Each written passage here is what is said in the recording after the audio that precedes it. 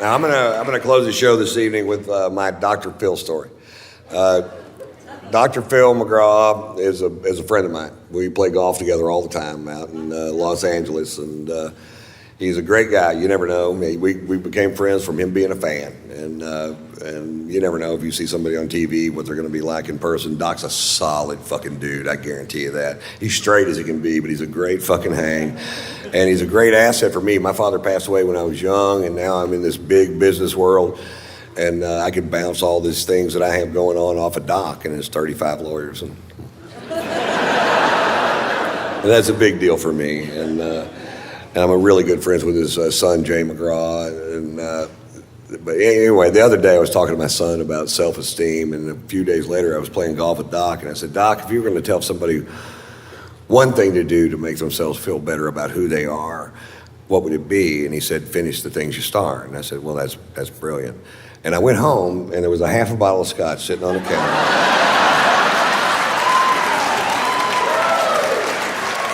I think I know what he's getting at. That's not my Dr. Phil story. Here's my Dr. Phil story. Every year, Doc and his family rent a yacht for 12 days in the Mediterranean, and that's their vacation. And it's the only way he can get away, because he is the most famous person in America. He's the most recognizable face, 6'4", bald dome head, porn mustache. You can spot him from any fucking where. And because he seems so approachable on television, and he really is approachable, I mean, he's a sweetheart of a dude, but people are always, anytime he goes out in public, they're just, oh, what about this? And that's fine at first, but eventually it will eat the skin off your fucking bones if you can't walk out of your house without somebody going, hey, my brother-in-law's all fucked up in the head, and I was wondering if you could just sit out for just a second. Come back here, asshole! And that's exactly how it happens. I've seen it, and so that's what they do. Well, this summer, my wife and I went on vacation to France and Monaco, and I need a break too. Sometimes I do 140 cities a year. I do more dates than any other comic, more cities than any other comic working the day because I just love fucking doing it. And 20 minutes from now, nobody's gonna give a fuck about what I have to say. So. While they do, I believe I'll do a lot of shows. Hey. So we're in France and Monaco and having a great time, man. We're just I'm really in love with my wife. She's so talented. We have a fun life together, and we're there. And then one day the phone rings and it's Doc, and he goes, "Aren't you guys in Monaco?" And I said, "Yeah." He goes, "We're going to be in Monaco tomorrow. Why don't you come party on the yacht?" And I said, fuck yeah. Which is what you say if somebody says, you want to come party on the yacht? You go, fuck yeah. In fact, let's try it one time. You want to come party on the yacht? Fuck yeah. I don't have a yacht. So I was like, yeah, fuck, this is great, man. We're excited. We were down there. We were staying at the Fairmont Hotel overlooking the little yacht harbor in Monaco. Very cool place. And we were down there looking at the yachts the day before, going, wouldn't it be cool if you knew somebody that had one of these things? You could just hop on it and fucking throw the fuck down. And it's everybody's yacht, man. This is yacht heaven. This is Steve Wynn's yacht, Prince Albert of Monaco's yacht. This is that Russian dude with the tiny giraffes.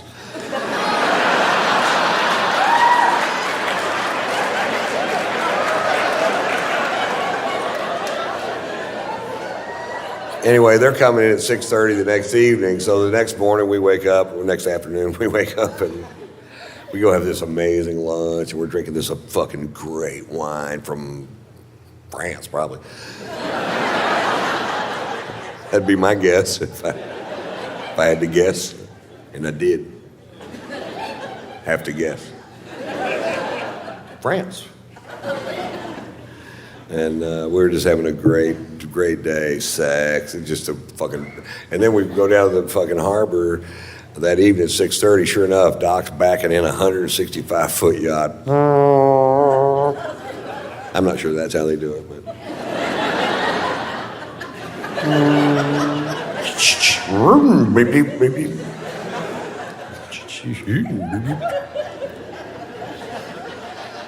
So the only way to get on the yacht is to walk on this gangplank to get on the yacht. And I'm walking on the gangplank going, nobody's stopping me. And we get on the yacht, and there's our friends from California halfway around the world. Are you fucking kidding me? How much fun are we having? I'm hugging everybody. There's a bunch of people on the yacht. Anytime I'm hugging you and I'm in a strange place, what I'm really doing is looking over your shoulder trying to find a bar. That's why I'm turning you.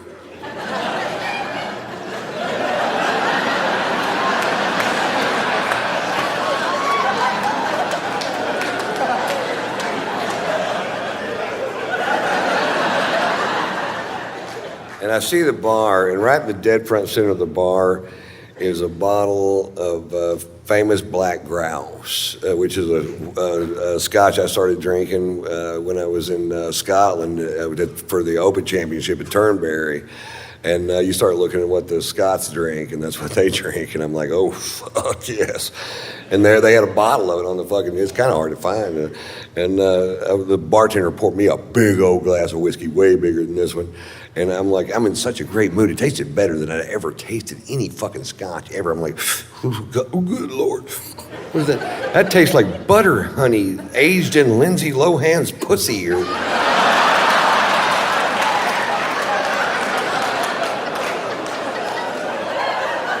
It tasted so good, I decided to skip dinner and just have a couple more of them. I'm gonna scare me up another one of these. That's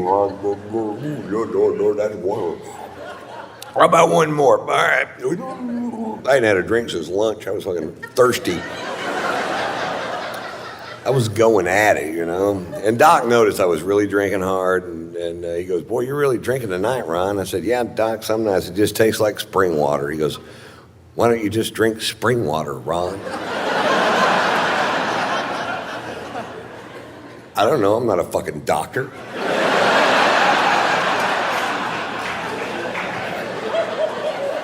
So this is going on for fucking hours. Now they really love Margot.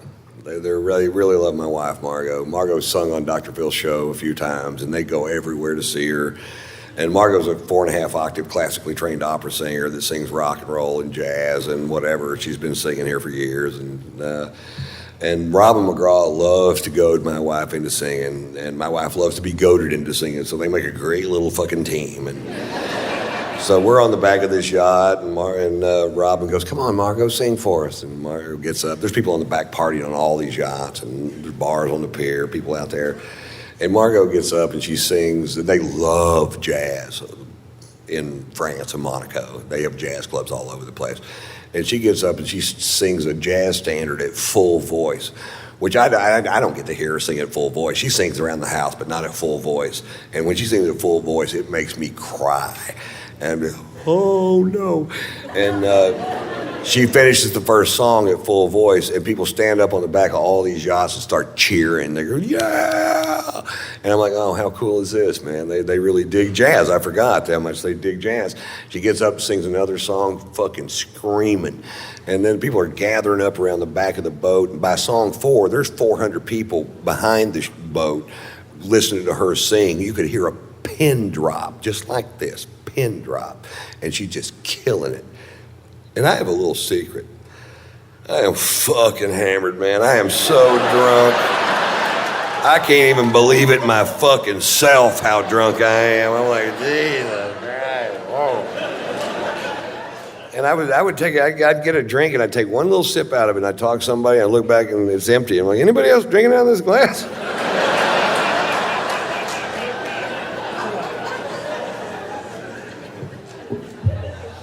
Miscalculation. Anyway, she does, I don't know, 7 or 8 songs, and she goes, okay, guys, that's enough. And she sits down, and Doc goes, well, Ron, you want to do something?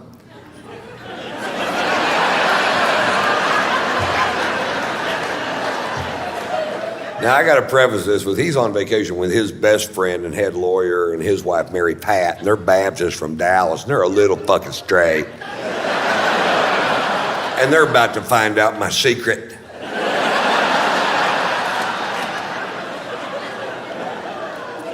About 20 years ago, I was doing a bit that was so vile that I only did it for about a week, and I just quit doing it. I'm like, this is not the direction I want to take my crowds or my show.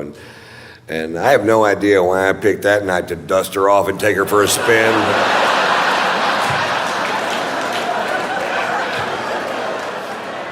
The other day I was tit fucking Mamie Eisenhower. Right before I came, my dick slipped and went straight down her tracheal tubes.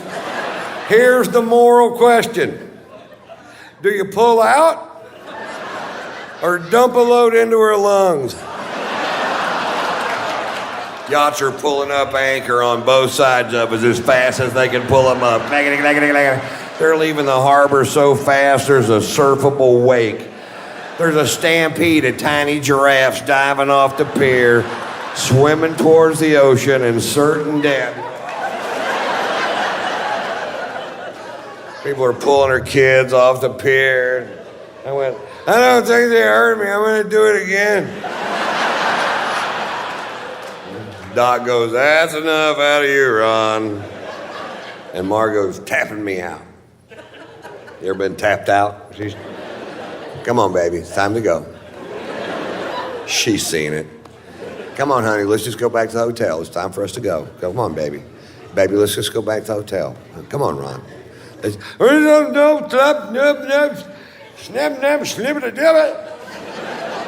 I speak fluent drunk. That means I don't know why you want to leave. I'm having a perfectly good time.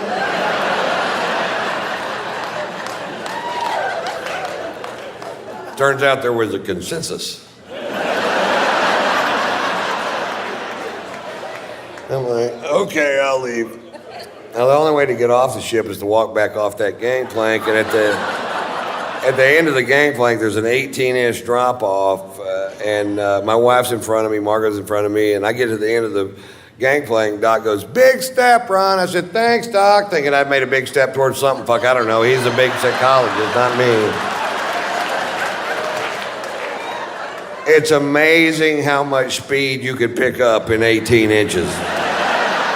It's nothing like falling over on the same level that you're already on. I slammed down to that fucking pier. I landed square on this elbow, dislocated this shoulder, put a 4-inch gash down the back of my arm, and I was so drunk I just bounced off that pier.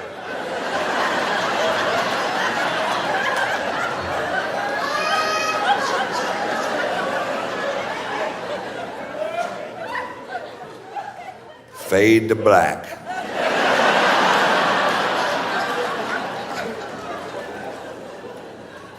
I wake up the next morning with the shoe buddies. All I can do is lay there in bed and go, shoe buddy.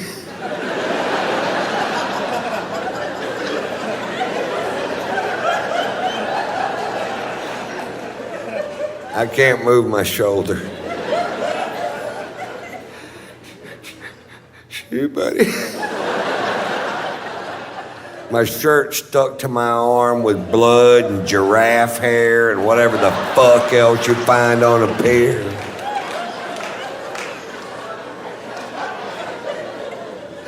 Shoe buddy. I have a wet Jolly Rancher in my armpit. Sour apple. Had to cut it out with a pair of scissors. You almost can't eat them after that.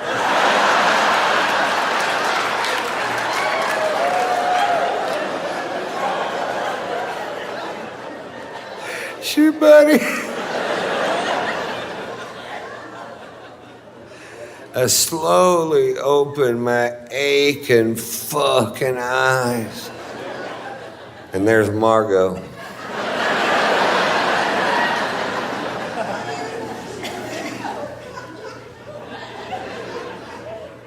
What happened?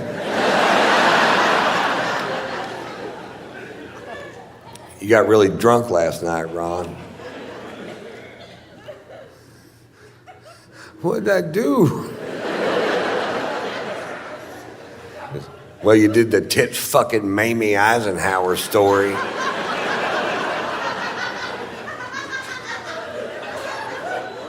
Did Mary Pat laugh?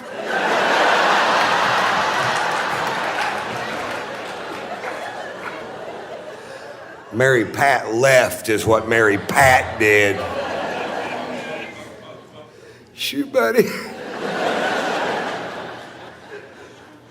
You think they're going to invite us back over to party on the yacht today? He goes, I don't know what's going to happen now, Ron. I don't know. Walks out of the room, slams the door. And I just start berating myself. I'm like, why do you do that, Ron? Why do you get so drunk it ruins things for other people? Why can't you just drink like a regular goddamn person? Is that too much to ask? You have a wonderful son and a beautiful wife, a great career. Why don't you make some changes in your life that'll make a difference in the long run? And about then the phone rang and it was Doc and he goes, you guys gonna come party on the yacht? And I said, fuck yeah! Thanks for playing along. I've never performed for a better crowd in my goddamn life. Bless your hearts for listening so intently. Thank